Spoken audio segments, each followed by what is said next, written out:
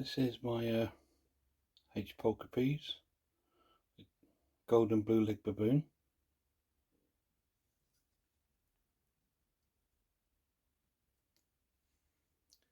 I got this from Tarantulas as a, well, supposed to be a juvenile, but it was definitely a sling. But it's molted out a couple of times since I've had it, and it's doing really well.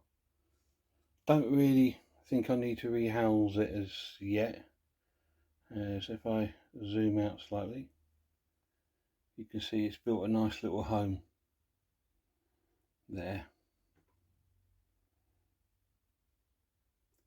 So I don't really feel the need to rehouse it as such yet. But it's a beautiful little spider.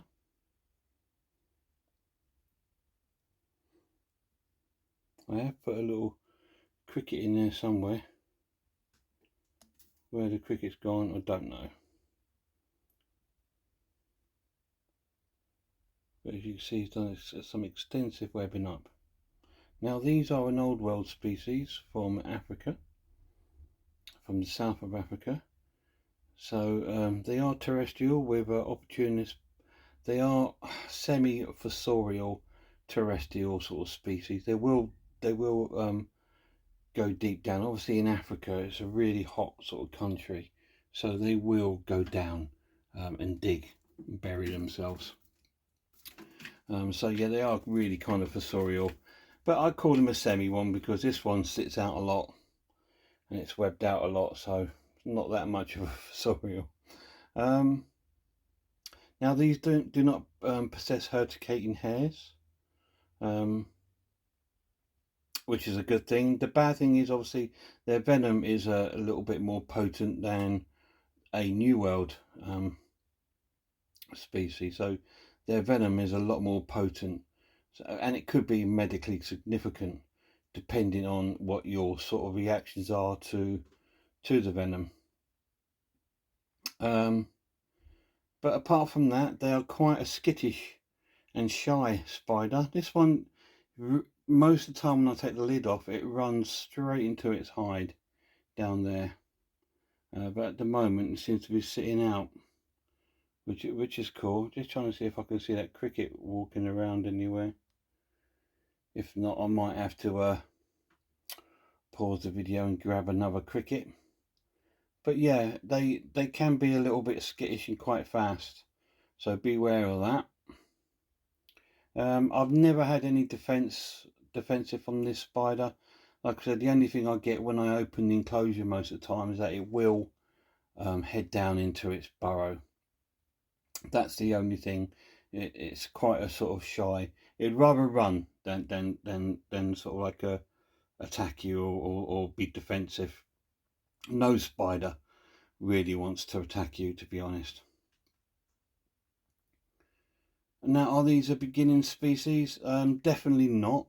I don't believe any beginner keeper should start with something like this, any old world spider, to be honest.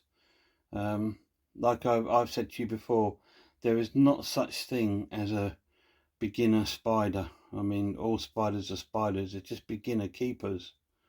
So if you've kept some sort of exotic animals and you're quite comfortable with keeping animals that are fast, then you know it could be. Or if you've kept quite a few New World tarantulas and you want to get into the Old World species, this is probably a good one to start with, to be honest. Like I said, they are quite sort of shy, a bit like the P. regalis. If you were going to go for one of the pokies, I would go with the P. regalis or the P. metallica because they're shy and they would rather run away than give you any sort of problem. Now, if you back them into a corner or make them feel that their area is threatened, then yeah, then they could become defensive. But then that would be your fault, wouldn't it? Not the spiders. They are beautiful animals.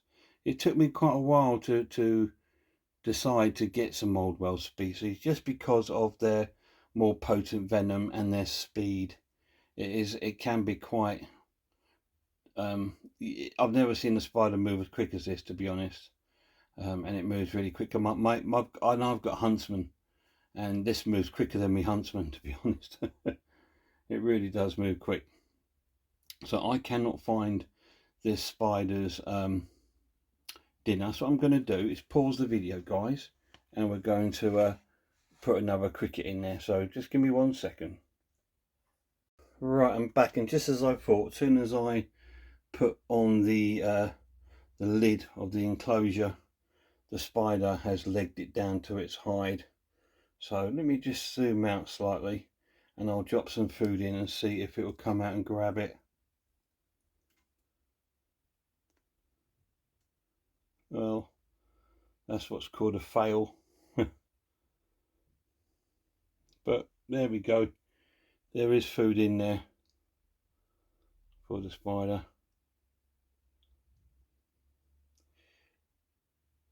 I have before popped it on its webbing and it's felt the spider and it's come running out for it.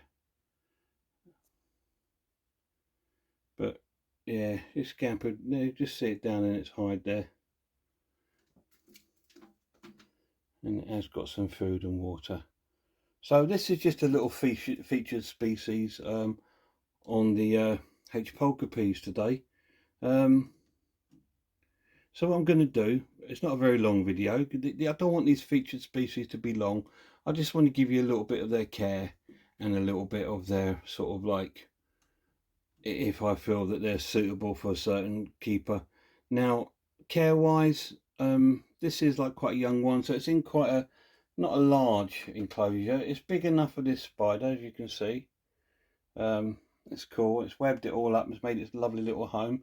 I've set it up with a terrestrial sort of setting with a really massive bit of bark, and what it's done is create its own sort of hide and sort of burrow, really. I didn't want to put the substrate too deep in this one, just because it would otherwise it'd web higher up onto the lid. So, but this is fine, and the spider's really happy in it. So it's out a lot of the time, eating well, it's molting, it's sitting out, it drinks, it does everything a spider should do. So, but they are a fossorial. So when this one moves over to its adult enclosure, which will probably be a 30 by 30 by 20, or even a 30 by 30 by 30. I will put a good few more inches of substrate for the spider to burrow down. You don't want to put it too deep, because you don't want it where you never see your spider again. You want to have access to your spider. So that's what I'll be doing for its adult enclosure. Temperature wise, I'll keep it the same as my other species. And my room is generally, like right now, I'm just having a look, it's 24 degrees and it's 57% humidity. But obviously inside the enclosures will be a bit warmer, and there will be a bit more sort of humid if you've added water. I do provide water bowl for all my spiders. Make sure you keep this one clean water. I don't do much else to the enclosure. I just let the spider do what it wants to do. Food wise, this one I feed it, like you saw, a small to medium sized cricket twice a week, and that seems quite enough for this species. As they get bigger, this will go on to large crickets and sort of large red runners once a week. So that's the care for this spider. So I'm going to give you a little shout out to a few YouTubers before I go. First of all, shout out to Mark the Spider Guy, RS Designs, Spider-Man 1978, Peter Webster, Unusual Pets, Unseen Universe, Amy's Web, Incredible Inverts Other Animals, Tea in the Deep Blue Sea, Robbie's Talking Teas, Tom's Big Spiders, Dave's Little Beasties, Tarantula Collective, Ellie's Bug Babies, all amazing channels, guys. Please go and check them out, and check out Scott's Inverts as well. So go and check out all these channels, guys. So we'll leave the baby there. It's got its food and water, so we'll leave it here. And until next time, please look after yourselves. You look after one another, and I really hope that I'll see you all soon.